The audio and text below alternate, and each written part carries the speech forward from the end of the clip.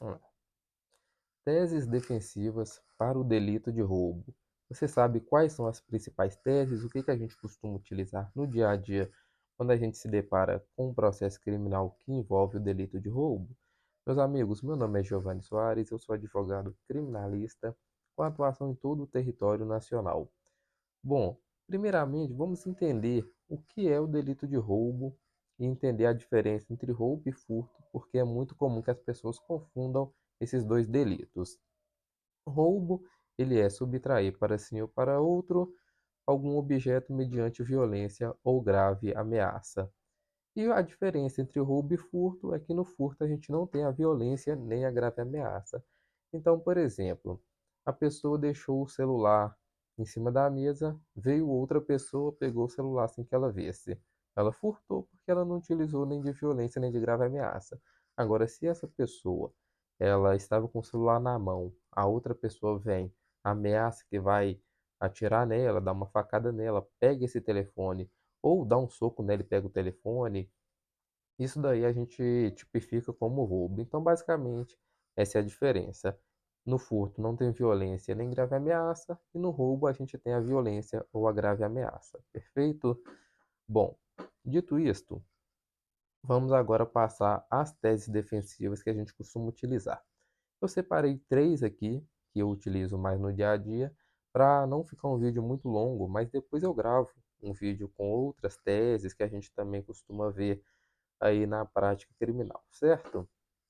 A primeira tese que eu quero trazer aqui para vocês é: quando a conduta narrada na denúncia pelo promotor de justiça, ela não explica de forma concreta qual foi a violência ou a grave ameaça, porque é muito comum que até mesmo na hora de capitular o delito, eles confundam o delito de roubo com o delito de furto. Às vezes eles pensam que houve uma violência ou grave ameaça, mas na verdade não houve. Então, quando a gente estiver diante dessa situação, a gente tem que tentar desconstruir essa narrativa, explicar que não houve violência ou grave ameaça, e se a gente conseguir fazer isso, a gente desclassifica a conduta de roubo para furto, que aí a pena ela sai de uma pena mais alta para uma pena bem mais baixa, que é de 1 a 4 anos, e cabe aí algumas questões como a NPP, ou até mesmo aí uma suspensão, dependendo se tiver alguma minorante, perfeito? Então, a primeira tese que eu queria trazer para vocês é essa: conseguir desclassificar o delito de roubo para furto, demonstrando que não houve violência e nem grave ameaça. Pode até ser que tenha tido uma certa ameaça, mas tem que ser uma grave ameaça. Uma questão simples, uma coisa que a gente pode dizer que foi uma brincadeira, entre aspas, não pode ser tido como grave ameaça e, consequentemente, a gente não pode entender isso como delito de roubo. Então, muita atenção com a descrição na denúncia do delito, porque pode ser que não tenha sido explicado da maneira correta e é dever do advogado ficar atento a isso para a gente conseguir desclassificar essa conduta. Perfeito? Primeira situação. Segunda situação, quando eles tentam aumentar a pena do delito de roubo, alegando que o acusado ele se valeu de uma arma de fogo. Então, quando a gente vê isso na denúncia, a gente tem que primeiro buscar entender se realmente houve uma utilização de arma de fogo. É muito comum que nesses delitos a vítima, né, por estar ali assustada, em pânico, ela confunda, por exemplo, uma simulação. Às vezes o acusado ele coloca a mão por baixo da camisa simulando que tinha uma arma de fogo, quando na verdade não tinha. Então, se for isso, só a simulação por si só, ela não é apta a poder fazer com que incida a majorante do uso da arma de fogo. Outra situação, o agente se valeu de um simulacro. Ele estava com uma arma de brinquedo muito comum. Então a vítima ela acreditava que era uma arma de fogo, mas na verdade era um simulacro. O simulacro ele tem potencialidade lesiva? Não, é uma arma de brinquedo.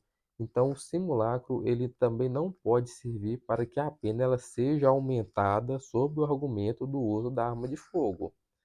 E uma outra situação também que acontece muito. A pessoa ela vai cometer o delito com uma arma desmuniciada, somente para amedrontar.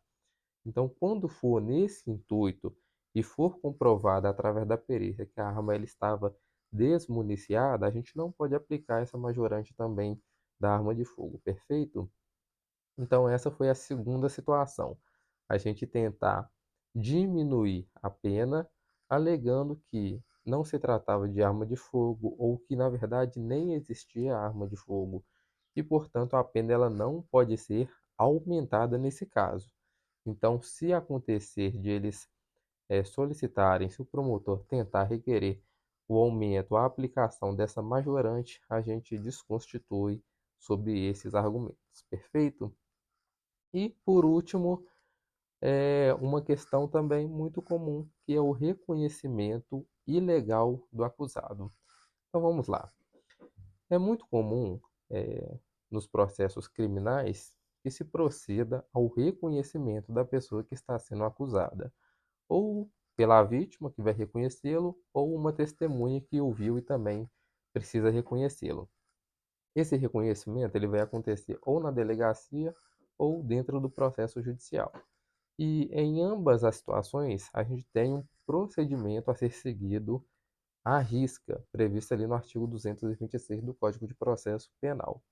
Então, por exemplo, quando o acusado ele for ser reconhecido, ele precisa ser colocado ao lado de outras pessoas que se pareçam com ele, têm a mesma cor, mesma altura, mesmo físico. Esse reconhecimento ele precisa ser gravado, ele precisa ser documentado para ser apresentado em juízo. A vítima ou a testemunha, ela não pode saber que o acusado está ali. Ela tem que ser advertida que ele pode estar ali ou não pode estar ali. Então, se nada disso for seguido da maneira correta, esse reconhecimento ele é ilegal. E esse sim, se a gente demonstrar que o reconhecimento foi legal e não existir outros elementos que demonstrem que aquela pessoa foi autora do delito, a gente pode conseguir a absolvição em razão da ausência de provas. Perfeito? Então, o que acontece na prática é o contrário do que eu acabei de explicar. A pessoa ela é recolhida em delegacia, a vítima é levada na delegacia, aponta para a pessoa lá sozinha e fala: foi essa pessoa? E a vítima confirma. Então, a gente tem que tomar muito cuidado com essas questões, certo? Então, só recapitulando aqui, então, para ficar mais claro para vocês, eu trouxe aqui três teses defensivas. A primeira tese defensiva é a situação onde a gente vai desclassificar o delito de roubo para furto, alegando que não tinha violência ou grave ameaça. A segunda situação é quando a gente não deixa incidir a majorante do uso da arma de fogo, demonstrando que era um simulacro, que era uma arma de brinquedo, ou a arma estava desmuniciada. E a terceira situação é quando a gente tem um reconhecimento ilegal, tanto na delegacia quanto em sede judicial.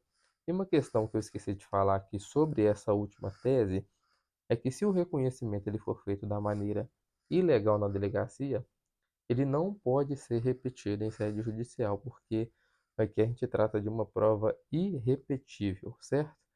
Fez errado uma vez, já era, não tem como refazer. Então, meus amigos, é isto. Espero que tenha ficado claro. Qualquer dúvida sobre o assunto, estou à disposição através do meu WhatsApp, que eu deixei na descrição dos vídeos. Se tiver alguma sugestão de vídeo também, pode mandar nos comentários que eu faço questão de gravar, certo? Um abraço, até um próximo conteúdo. Se inscrevam no canal e deixem um like no vídeo.